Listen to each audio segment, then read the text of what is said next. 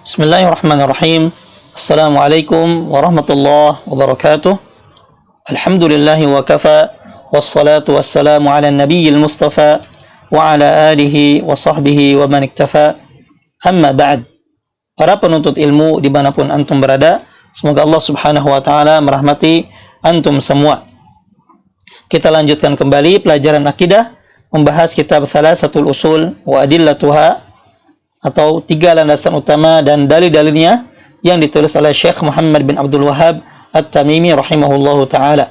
Di pertemuan sebelumnya telah dibahas 3 contoh ibadah yang diperintahkan Allah subhanahu wa ta'ala, yaitu berdoa, takut, dan juga roja atau berharap.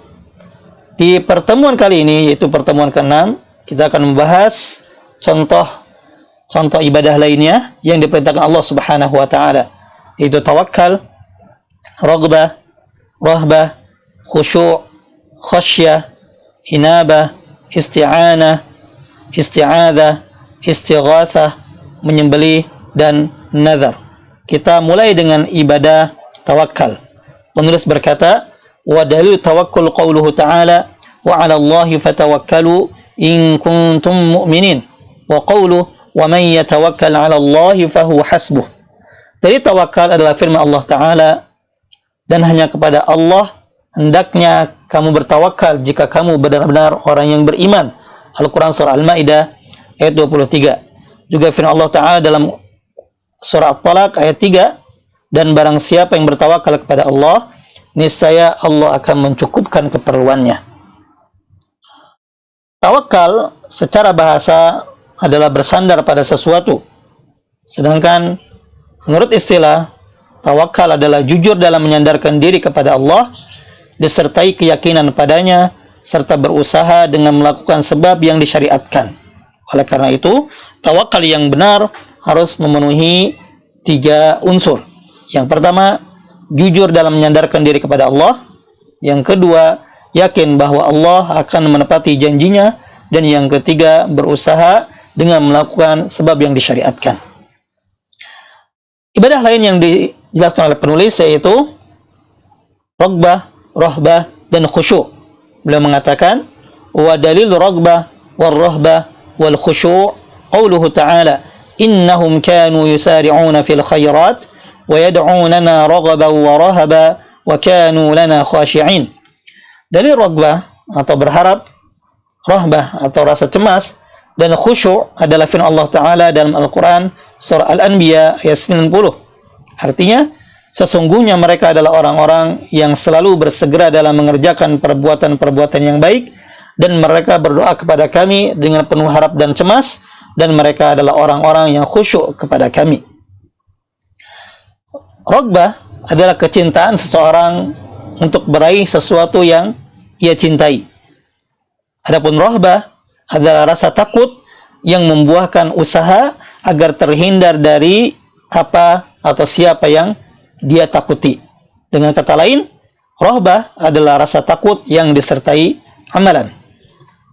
Adapun khusyuk adalah sikap tunduk dan penghayatan pada keagungan Allah Subhanahu wa ta'ala dengan berserah diri kepada ketentuan Allah, baik yang bersifat kauni ataupun ketentuan Allah yang bersifat syar'i.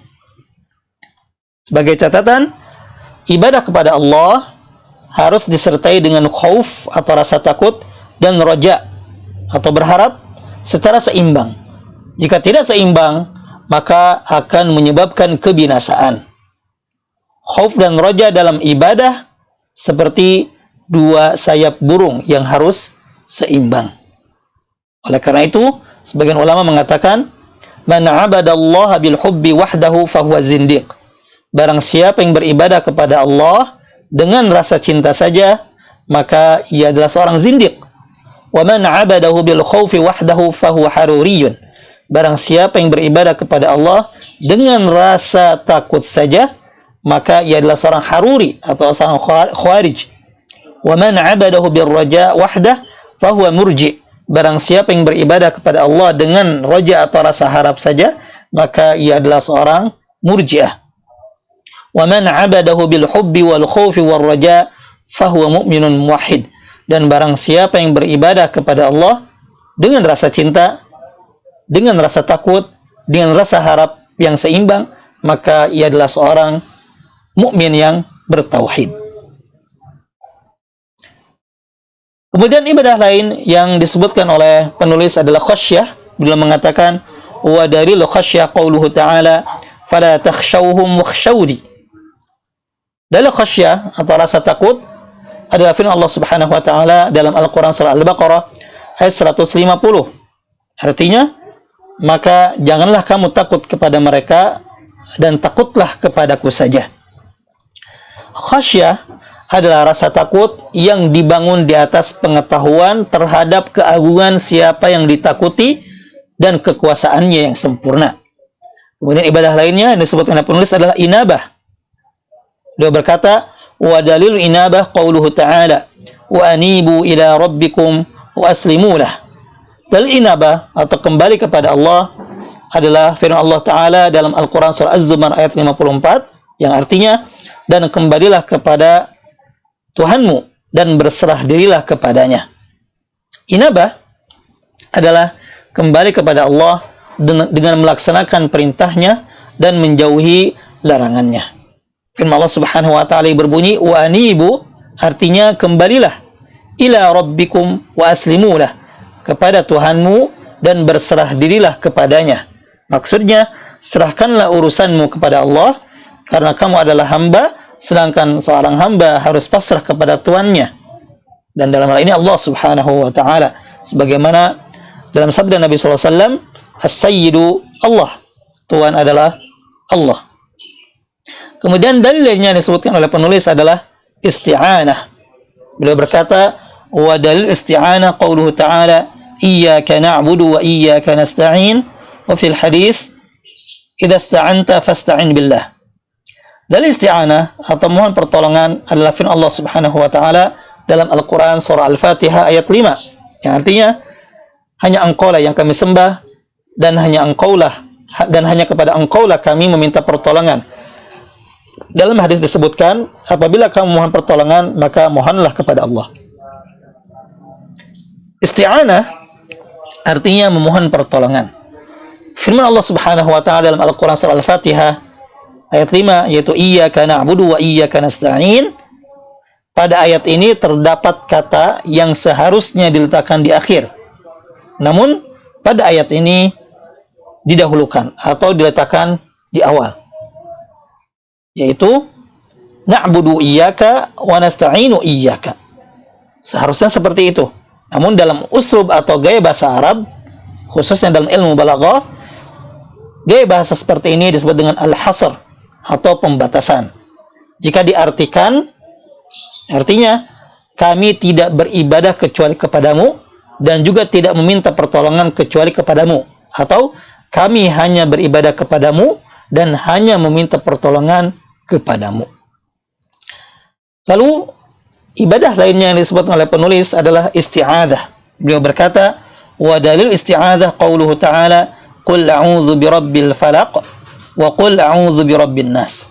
Dalil isti'adzah atau minta perlindungan adalah firman Allah Subhanahu wa taala. Yang pertama, Al-Qur'an surah Al-Falaq ayat 1, katakanlah aku berlindung kepada Tuhan yang menguasai subuh. Dan juga firman Allah Subhanahu wa taala dalam surah An-Nas ayat 1, katakanlah aku berlindung kepada Tuhan yang memelihara dan menguasai manusia. Isti'adzah artinya memohon perlindungan, yakni penjagaan dari hal-hal yang tidak disukai. Kata a'udzu artinya aku berlindung. Kemudian ibadah lainnya yang juga disebutkan oleh penulis adalah istighatsah. Beliau berkata, wa dalil istighatsah qauluhu ta'ala, idz tastaghitsuna rabbakum fastajaba lakum. Dalil istighatsah atau mohon pertolongan adalah firman Allah Ta'ala dalam Al-Quran surah Al-Anfal ayat 9, ingatlah ketika kamu mohon pertolongan kepada Tuhanmu lalu diperkenankannya bagimu. Istighatsah adalah meminta bantuan dan keselamatan dari mara bahaya.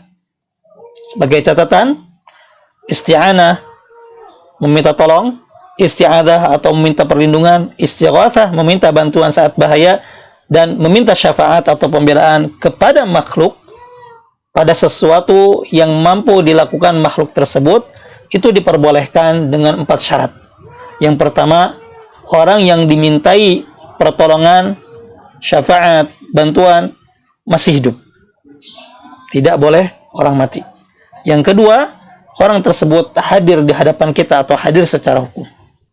Yang ketiga, orang yang diminta tersebut adalah orang yang mampu melakukan permintaan tersebut. Dan yang keempat, orang yang dimintai pertolongan hanya diyakini sebagai sebab saja, tidak memberikan pertolongan dengan sendirinya. Kemudian ibadah selanjutnya yang juga disebutkan oleh penulis adalah adz-dzabhu atau menyembelih. Dia berkata, wa dalilu dzabhi qauluhu ta'ala, qul inna salati wa nusuki wa mahyaya wa mamati lillahi rabbil alamin la syarika lah, wa minas sunnah la'ana Allahu man dzabaha li ghairillah. Dalil menyembelih adalah firman Allah Ta'ala dalam Al-Quran surah Al-An'am ayat 162 163. Artinya, katakanlah sesungguhnya salatku, ibadahku, hidupku dan matiku hanyalah untuk Allah, Tuhan semesta alam, tiada sekutu baginya. Dan dalam hadis disebutkan, Allah melaknat siapa saja yang menyembelih untuk selain Allah. Menyembelih atau adz-dzabhu adalah tindakan menghilangkan nyawa dengan menumpahkan darah dengan cara tertentu. Menyembelih terbagi menjadi 3 macam. Yang pertama, menyembelih karena Allah. Contohnya adalah hadyu. Hadyu adalah sembelihan untuk haji, kurban, dan sedekah. Kemudian menyembelih yang kedua adalah menyembelih karena selain Allah disertai cinta dan pengagungan. Contohnya menyembelih untuk jin atau penghuni kubur. Hukumnya adalah syirik akbar, mengeluarkan seorang dari agama Islam.